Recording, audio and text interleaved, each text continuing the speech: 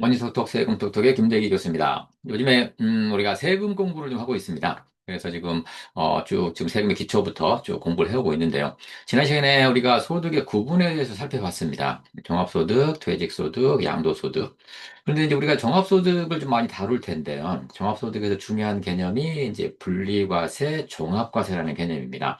분리과세, 종합과세에 대해서 이제 나중에 좀 자세히 할 겁니다. 어떠한 경우에 분리과세를 하고 이렇게 소득별로 다 다른데요. 근데 오늘은 분리과세가 하는 게 낫느냐, 아니면 종합과세를 하는 게 낫느냐, 라는 것을 우리가 판단을 할 때, 그러면 분리과세는 어떻게 계산이 되고, 종합과세는 어떻게 계산이 되는지를 좀 우리가 이해를 해야, 또 세금이, 지난 시간에도 봤습니다만, 우리가 산출세액이 계산되는 방식을 좀 명확히 이해를 해야, 그리고 합산해서 세금 신고한다는 거에 어떤 의미인지를 좀 이해를 해야 우리가 판단을 할 수 있을 것 같아서 오늘은 그걸 좀 약간 얘기를 해 보도록 하겠습니다.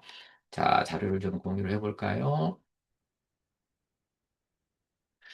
자, 우리가 지금 털털한 세금 이야기 라는 주제로 지금 지금 세금 공부를 하고 있지요. 네. 자, 그래서 오늘은, 이 분리과세를 할 것이냐, 종합과세를 할 것이냐, 물론, 분리과세로 끝나는 게 있고요. 또 분리과세와 종합과세를 이렇게 선택할 수 있는 게 있습니다. 내가 분리과세가 유리하면 분리과세를 하고, 종합과세가 유리하면 종합과세를 하는, 또 선택할 수가 있고요. 또 어떤 경우에는 무조건 종합과세를 해야만 하는 경우도 있습니다. 그런 것들은, 나중에 자세히 좀 살펴보겠습니다만, 그런데 분리과세와 종합과세가 그럼 어떠한 것들이 더 유리하냐? 라는 그런 방법을 갖다가 우리가 생각을 해 봤을 때, 좀, 메커니즘을 이해해야 된다는 것이죠. 그래서 그걸 좀 우리가 알아볼 텐데요. 자, 이거는 나중에, 좀 자세히 다뤄볼 겁니다. 이 종합소득이 이렇게 6가지가 있는데, 이러한 소득들이 이렇게 좀 나눠지죠. 네. 이런 거 다 자세히 나중에 볼 겁니다. 그래서 원천 징수를 해야 되느냐 말아야 되느냐, 또한 연말 정산을 하냐 마냐, 그리고 이 원천 징수를 했다 하더라도 분리과세로 끝나냐, 종합과세를 해야 되느냐, 뭐 이런 문제들이 있습니다. 이런 것들은 나중에 우리가 좀 깊숙이 공부를 하면서 자세히 좀 볼 겁니다만, 오늘은 이 부분을 좀 보자고 하는 것이죠. 자, 종합소득세의 어떤 과세 표준이 나오면 종합소득세율에 따라서 세금이 누진 공제를 활용해서 누진세율로 계산이 된다는 거는 우리가 지난번 동영상에서 확인을 했습니다.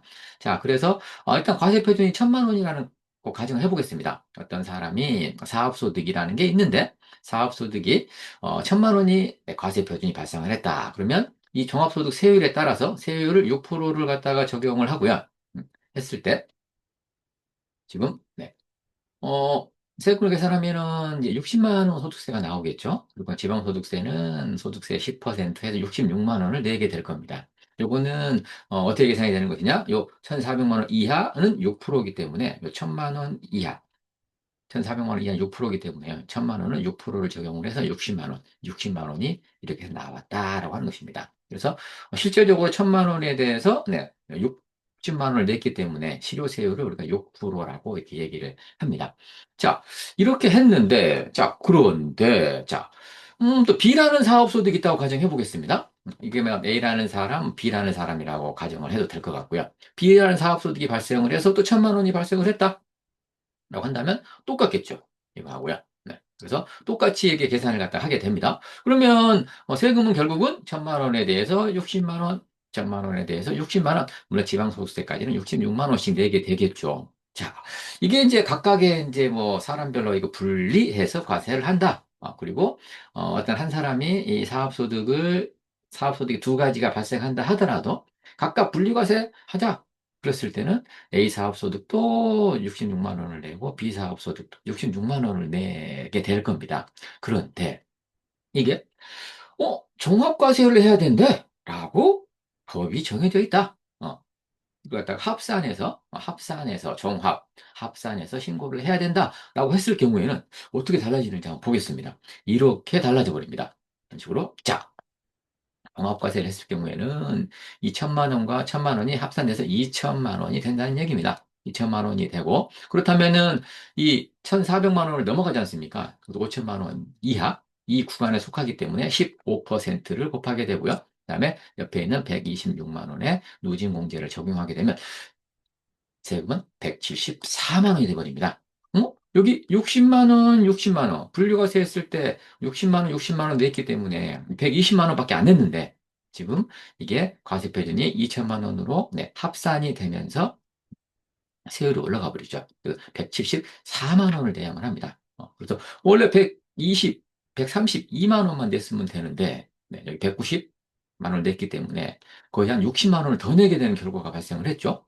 여기 120만 원을 내야만 하는데요. 네, 174만 원을 갖다가 내는 결과가 발생했기 때문에 자, 이래서 종합과세가 무섭다.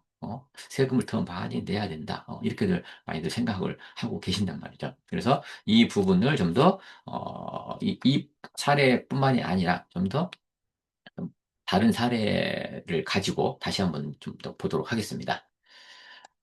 자, 방금 봤던 표입니다. 자, 우리가 지금 방금 A 사업 소득이라는 게 지금 1천만 원이 발생을 했을 때, 네, 6%가 적용이 돼서 이렇게 나왔다라고 했던 것이죠. 그리고 만약에 A 사업 소득이라는 게, 이건 좀 헷갈리는 없애 보겠습니다. A 사업 소득이면 2천만 원이 발생했다. 한다면 네, 15%가 적용이 되고 노진공제 126만 원을 해서 지금 174만 원이 나왔었죠. 그리고 이 174만 원이 어떻게 나왔냐? 여기 2천만 원 중에 1,400만 원은 6%를 적용을 하고요. 그리고 그 1,400만 원을 넘어가는 600만 원은 15%를 적용을 해서 나오지 않았겠습니까? 적용이 됐다라고 하는 것이죠. 자, 그래서 아까처럼 A 사업 소득이 1,000만 원이다. 그러면 이거 내면 된다 이거죠. 그다음에 여기서 B 사업 소득이 또 1,000만 원이었다라고 한다면 네, 또 6%를 각각 내게 된다. 분리과세 했을 경우에는 이 정도 세금이 나오는데 이거를 종합과세를 해보자 이겁니다.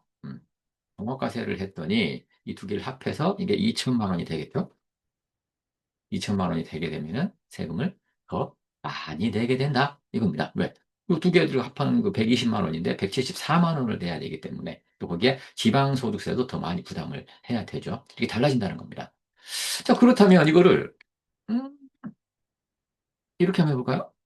자, A 사업소득이 2천만 원이라고 가정을 해보겠습니다. 174만 원이 되겠죠. B 사업소득이 2천만 원이라고 또 가정해 보겠습니다. 그럼 각각 과세를 하게 된다면 174만 원, 174만 원, 약 한 350만 원 정도 내는 것이죠. 350만 원을 내야만 하나 종합과세를 했을 경우 이게 4천만 원 될 거 아니겠습니까? 그럼 340만 원에서 얼마가 더 늘어나는지 보겠습니다. 340만 원을 냈으나 이게 470만 원을 내버리네요. 여기서는요. 그럼 340만 원하고 470만 원하고 차이가 130만 원을 더 내게 된다는 겁니다. 종합과세를 했을 경우에는. 그리고 아까 1,000만 원이었을 때는 그 뭐 차이가 별로 안 났는데 벌써 이제 차이가 100만 원 이상 벌어지게 되죠. 왜? 세율이 그만큼 높아져 버리니까요. 음, 이런 부분들을 우리가 감안을 해야 된다라고 하는 것입니다. 그렇다면, 자, 이건 볼까요? 4천만 원씩 벌어볼까요? 과세 표준이 4천만 원이다. 라고 했을 경우에, 그럴 경우에는 여기 474만 원을 내게 되고요. 지방소득세까지 520만 원을 내게 되는데, 자, 474만 원이 되겠죠? 자, 마찬가지일 겁니다. 그럼 이걸 한번 8천만 원을 합해 보겠습니다. 그러면은 여기서는 지금 470, 470, 약 한 900, 한 40 정도? 940 정도를 냈는데, 8천만 원을 했을 경우에는 얼마를 내게 되느냐? 940만 원이 아니라 1340. 얼마?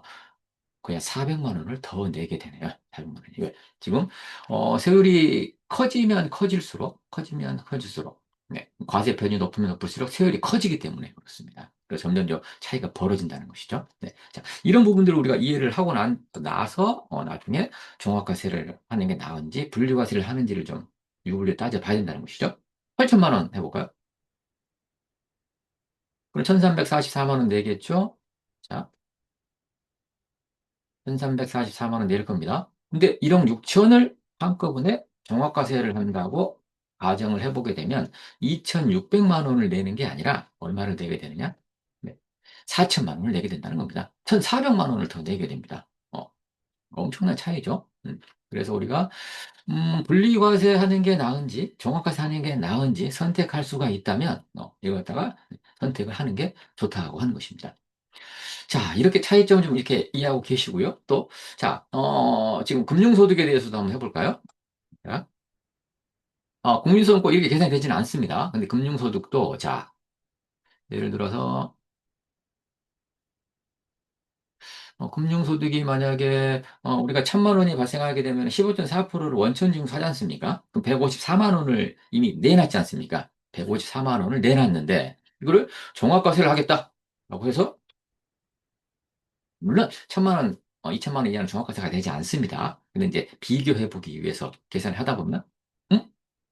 아까 1,000만 원에 대해서 금융소득이라고 했을 때, 이 소득이, 금융소득, 이자소득이나 배당소득이라고 했을 때, 어, 원천징수 15.4%, 154만 원을 내놨지 않습니까? 지방소득세 빼면은 140만 원을 내놨는데, 이걸 종합과세를 하다 보니까 6%만 적용이 돼서 60만 원밖에 내지 않습니다. 그럼 종합과세 하는 게 낫겠네요. 선택할 수 있다면요. 2천만 원을 한번 해볼까요? 2천만 원이면은 지금 14% 하면은 이제 280만 원을 내놨겠죠? 280만 원을 내놨으나 지금 금융소득 종합과세 해서 2천만 원을 종합과세를 해보자 라고 했을 경우에 얼마를 내게 됩니까? 174만 원밖에 내지 않습니다. 280만 원을 내는 게 아니라. 어? 훨씬 유리하지 않습니까? 유리합니다. 네. 그리고 자, 1천만 원 냈을 때도 마찬가지 유리하고요. 그 다음에 금융소득이라고 가정 2천 만 원 했을 때도 280만 원 내는 게 아니지 않습니까? 그다음에 420만 원, 3천만 원을 금융소득이 발생하게 되면은 지금 원래 원천징수를 140만 원에 3이니까요. 3, 40이 420만 원을 냈겠죠? 420만 원을 내게 되는데 3천만 원을 종합과세를 했더니 320만 원밖에 되지 않습니다. 그러면 종합과세가 유리할 수도 있다는 얘기겠지요? 네. 이런 식으로. 음. 그래서, 우리가, 또 이런 분도 있을 수 있을 겁니다. 예를 들어서, 직장을 두 군데 다니시는 분이 있을 수 있어요. 직장을, 네. 그래서 근로소득이, 한 두 군데에서 발생하시는 분도 있을 겁니다. 한쪽에서 3천만 원이 발생을 하고요. 그 다음에 또 한쪽에서도 3천만 원이 발생을 했다. 했을 경우에, 자, 각각에서는 324만 원씩 내게 됩니다만, 이걸 합산해 보겠습니다. 물론 뭐 누진공제라든가 아니 뭐 소득공제라든가 세액공제를 일단 무시하고요. 무시하고 과세 표준이 3천만 원이라는 가정하에 지금은 우리가 분리과세와 종합과세가 어떤 차이점이 있고 어떻게 계산이 되는지를 이해하기 위해서 하는 거니까요. 6천만 원이면 어떻게 됩니까? 네, 이렇게 된다는 겁니다. 이렇게. 네. 그래서 864만 원을 내게 된다는 것이죠. 640만 원이 아니라 864만 원을 내야만 한다. 그래서 종합과세가 굉장히 무섭다라고 하는 것입니다. 물론 이제 우리가 나중에 좀 더 이 종합소득을 하나하나 자세히 볼 때 연금소득 같은 경우에도 종합과세를 하는 게 유리할 수 있습니다. 또 기타 소득 같은 경우에도 분리과세를 하면은 우리가 8.8%를 내지 않습니까? 8.8%를 냈다 하더라도 물론 그것도 금액에 따라 다르겠습니다만 종합과세를 해서 환급받을 수도 있습니다. 이런 부분들에 대해서는 나중에 자세히 할 겁니다만 이런 차이가 있더라 라는 것을 우리가 이해를 해야 그러면 어떻게 하는 게 나을 것인지 그리고 물론 이제 금융소득 같은 경우에는 2천만 원 이하이면은 네, 우리 종합과세 선택할 수가 없습니다. 네, 사적연금 같은 경우에는 뭐 1,500만 원 이하면 분류과세와 종합과세를 우리가 선택할 수 있죠. 또 기타 소득 같은 경우에도 300만 원 이하이면 분류과세와 종합과세를 선택할 수 있습니다. 주택 임대소득도 2천만 원 이하이면 분류과세와 종합과세 선택할 수가 있어요. 있는데 우리가 예를 들어서 아까 나중에 자세히 볼 겁니다만 나중에 자세히 볼 겁니다만 네. 여기 보시면 주택 임대소득 같은 경우에 2천만 원 이하는 분리과세를 할 수 있으나 뭐 종합과세를 선택 가능하다라는 것들이 있을 수 있습니다. 그렇지만 우리가 이제 그런 것도 고려한다 하더라도 유불리를 따져봐야 된다는 것이죠. 유불리를 따져보자. 왜?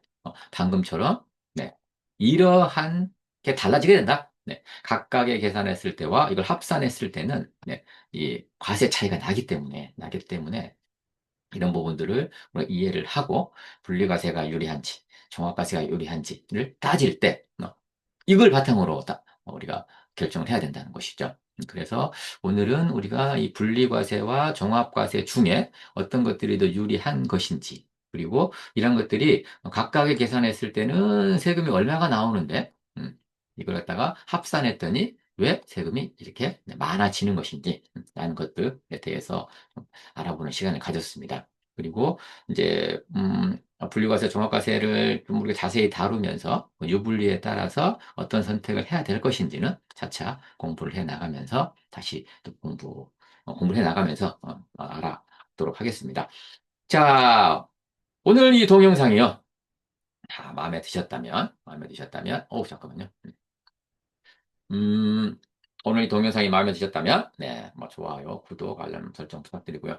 하나하나 지금 그렇게, 세금 공부를 해 나가면서 지금, 아주 기초적으로 지금 하고 있습니다. 어렵지 않게 하고 있기 때문에, 천천히, 조급하면 안 될 것 같습니다. 천천히 같이 이렇게 공부를 해보시면 하나하나 더 세금에 대해서 좀 진숙해지지 않을까 싶습니다. 자, 오늘은 분리과세와 종합과세, 아주 기본적인 개념에 대해서 알아봤고요. 다음 시간에 더 좋은 컨텐츠로 또 찾아오도록 하겠습니다. 감사합니다.